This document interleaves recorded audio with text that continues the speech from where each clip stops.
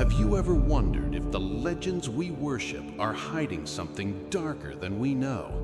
Johnny Cash, the man in black, the voice of outlaws, the symbol of redemption, lived a life so extraordinary that it's hard to separate fact from fiction. And over the decades, theories, whispers, and unverified claims have emerged. Stories that Cash never confirmed or denied. Mysteries that remain unsolved to this day. Important disclaimer before we begin. The 5 theories you're about to hear are unverified. Some have circumstantial evidence. Some are based on rumors, internet speculation, or deathbed whispers. None have been definitively proven. We're presenting them as theories, not facts, so you can decide what to believe. If you're ready to dive into the unknown corners of Johnny Cash's life, subscribe now and hit that notification bell, because what you're about to hear will make you question everything you thought you knew about the man in black. Let's begin. Gun theory number 1, the Reno shooting. Did Johnny really kill a man? The claim. In his iconic song from 1955, Johnny sings about shooting a man in Reno just to watch him die. For decades, people assumed it was fiction, a character Johnny was playing. But what if it wasn't? The evidence. 1953 unsolved murder. In June 1953, a casino worker named Thomas Garrett was found shot dead in an alley. The case was never solved. No suspects were ever charged. Johnny's timeline. In 1953, Johnny Cash was stationed at Lackland Air Force Base in Texas, but military records show he took leave in June. Destination unknown. Distance from Reno. Lackland to Reno is about 1,200 miles, drivable in 18 hours. The lyric. Johnny wrote Folsom Prison Blues in 1955, 2 years after the Reno murder. The lyric is oddly specific.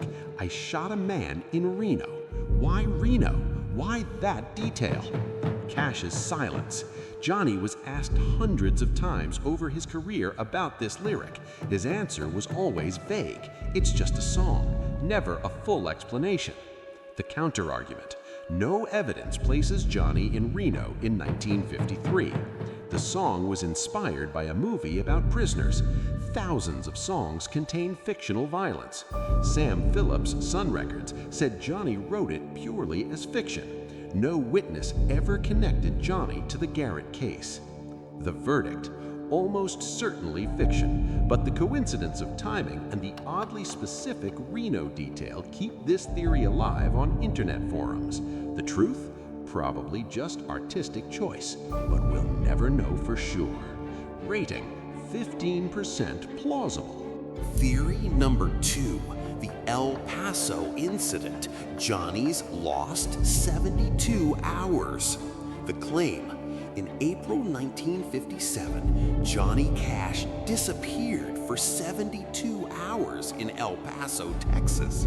When he reappeared, he had no memory of what happened.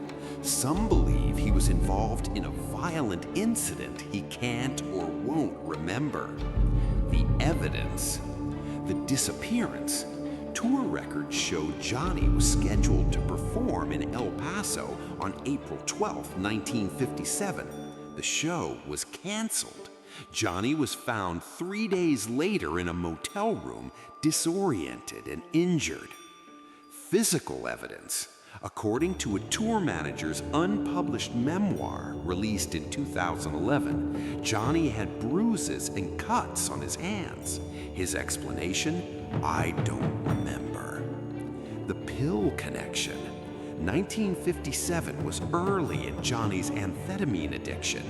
He was known to black out for days during heavy use. FBI interest.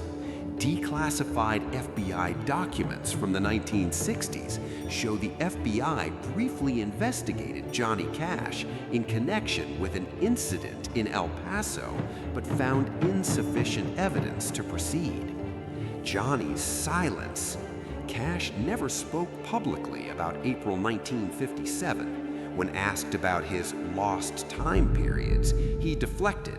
"The pills took a lot of memories from me." The counter-argument. The incident could have been anything: a fight, a car accident, or simply a bad drug binge. No crime was reported in El Paso matching this timeline. The FBI investigated many musicians during this era for unrelated reasons. Memory loss from amphetamines is well documented and doesn't require a sinister explanation. The verdict? Something happened, but what? Johnny clearly lost time in El Paso. Whether it was just drugs or something darker is impossible to know.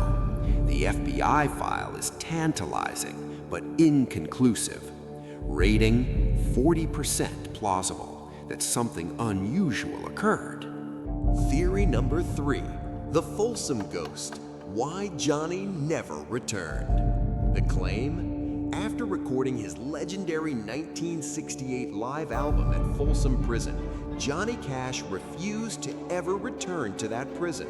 Not for concerts, not for visits, not for anything. Some believe he saw or experienced something paranormal that haunted him. The evidence? The refusal.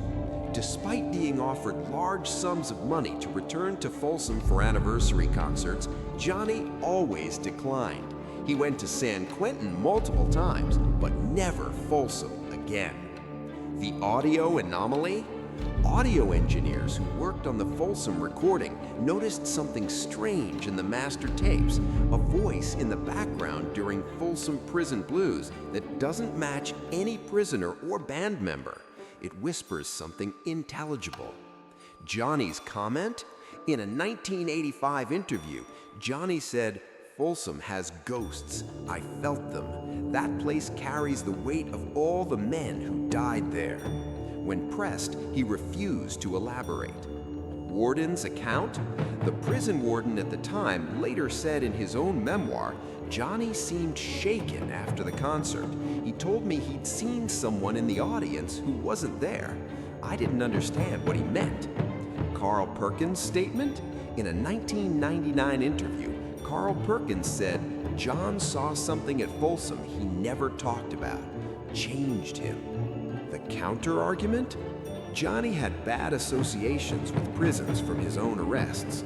Folsom was notorious for violence and had a heavy, oppressive atmosphere. Ghosts could be metaphorical, the weight of guilt and suffering. The audio anomaly has never been independently verified. Johnny performed at many prisons. Folsom wasn't unique. The verdict? Johnny clearly had a strong negative reaction to Folsom. Whether it was paranormal or psychological is unknowable. The audio anomaly is unverified, but witnesses say Johnny was genuinely disturbed by something. Rating? 30% plausible, paranormal, and 90% plausible, psychological trauma. Theory number 4, the overdose pact.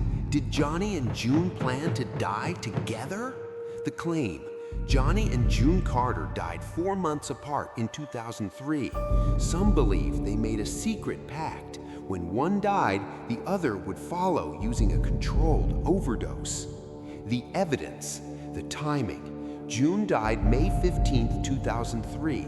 Johnny died September 12, 2003, exactly 120 days later. Johnny's decline. After June's death, Johnny's health deteriorated rapidly, but some medical professionals who reviewed his case, speaking anonymously on online forums, say the speed of decline was unusual and potentially consistent with intentional neglect or substance use. The journal entry, a claimed excerpt from Johnny's journal, never authenticated, circulated online in 2015. Johnny and I made a promise long ago. We go together. If I can't follow her naturally, I'll find another way. Rick Rubin's comment. In a 2010 interview, Rick Rubin said, "After June died, Johnny told me I'll be with her soon. I thought he was just grieving, but he seemed certain." No autopsy. Johnny's family declined an autopsy, citing respect for his wishes. This is legal and common, but some see it as suspicious. The counter-argument: broken heart syndrome is a real medical condition that can kill. Elderly partners dying shortly after each other is extremely common. Johnny had multiple serious health conditions already. The journal entry has never been verified and could be fabricated. Rick's comment proves nothing. Johnny was clearly devastated by June's death. The verdict: broken heart syndrome is the obvious explanation. The overdose pact theory relies on unverified sources and coincidences. Most likely, Johnny simply couldn't live without June, emotionally and physically. Rating: 20% plausible, deliberate overdose; 95% plausible, died of grief.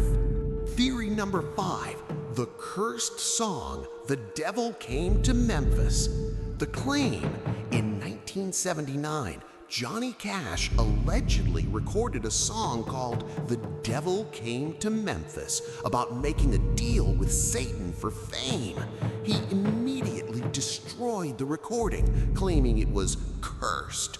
But some believe copies survived. The evidence: studio logs. A 1979 recording session log from Columbia Studios allegedly lists a song titled "Devil" with a runtime of 4:37. The log shows it was recorded but marked destroyed per artist request. Engineer's account. In a 2008 internet forum post, someone claiming to be the recording engineer wrote, "Johnny recorded something dark that day. He made us stop the tape, took the master, and said we'd all forget we heard it. I never saw him that shaken." The bootleg. In 2019, a poor quality audio file circulated online claiming to be "The Devil Came to Memphis." The voice sounds like Johnny, but experts say it could be AI generated or an impersonator. Rick Rubin's knowledge. Rick Rubin was asked about this in 2015 and said, "I've heard rumors of a devil song Johnny destroyed, but I never found evidence it existed." The lyrics. The bootleg version contains lyrics about trading pain for fame and Memphis at the crossroads. Believers say this references Sun Records and the Robert Johnson myth. The counter-argument. No verified recording has ever surfaced. The studio log has never been authenticated. The internet engineer was anonymous and unverifiable. The bootleg is almost certainly fake. Johnny wrote many religious songs. A devil song would be unusual, but not impossible. This sounds like an urban legend inspired by Robert Johnson's Crossroads myth. The verdict? Almost certainly an internet myth.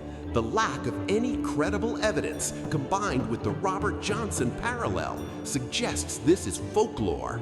But the studio log remains unexplained. Rating: 5% plausible. Conclusion. So there you have it. 5 theories about Johnny Cash that range from barely plausible to probably happened but we'll never know the full truth. Let's recap the plausibility ratings. Reno shooting, 15%, almost certainly fiction. El Paso incident, 40%. Something happened, but what? Folsom ghost, 30% paranormal and 90% psychological. Johnny was disturbed by something. Death pact, 20% deliberate and 95% broken heart. He died of grief. Cursed song, 5%. Internet myth. The truth? Johnny Cash lived a complex, troubled, extraordinary life. He struggled with addiction, he made mistakes, he hurt people, he found redemption. And like all legends, the line between fact and myth is blurred over time. Some of these theories might have kernels of truth, some are probably complete fiction, and some mysteries will remain unsolved forever, which in a way is fitting for the man in black. What do you believe? Let us know in the comments, and if you have other Johnny Cash theories we didn't cover, share them below. If you want more deep dives into music's greatest mysteries, subscribe and hit that notification bell, because the truth is always stranger than the legend. Until next time, keep questioning everything.